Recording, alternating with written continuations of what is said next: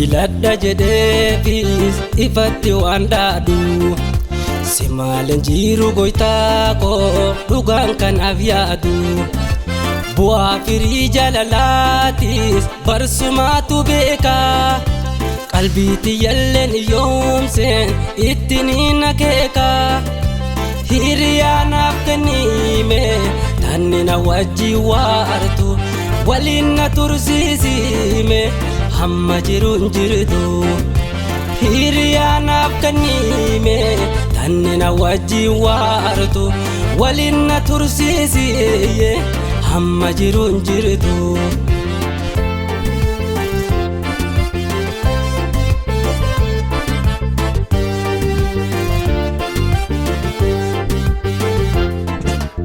ijjituun hedduu dhalaalti garuu dhugaa si namanne akkam fedheen ani yaadu san waa takkalleen hin taane tanaaf kodde aatuu ni beeyta taniin ani iyyaanne ofiisuma irratti ndiise goytaa kaddee sirraan dabne jiruu injifachuun kophaa waan mijoytu qindii ta'uu feeti akka jiruun toltu nagarsiisi goytaa tansiif taate jettu nagarsiisi goytaa koo tansiif taate jettu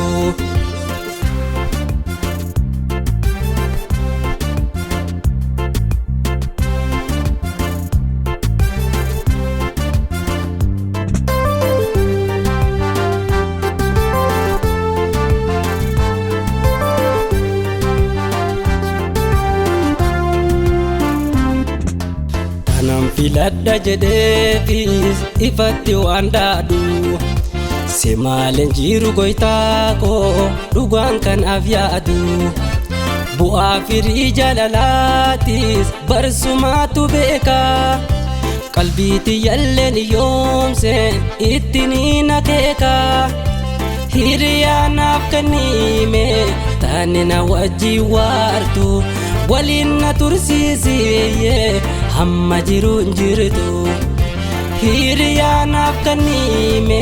tanne na wajji waartu waliin na tursiisime hamma jiruun jirtu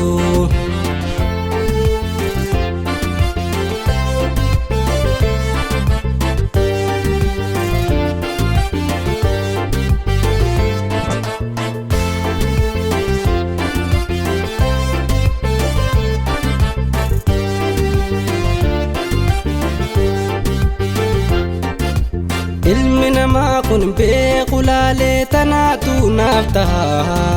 tan taaneeti seeneeti goytaa booda addaan baha madaalliin bifan taane keeysii namaa hin beekamu bareenni amalan qaabne ammaas hedduudha kan argamu sumaatuun na uume uumaatee tanarraa kaniin abdadulleen harkuma keetirraa na qindeessi goytaaf kophaa koo ni gartaa na qindeessi goytaaf kophaa koo ni gartaa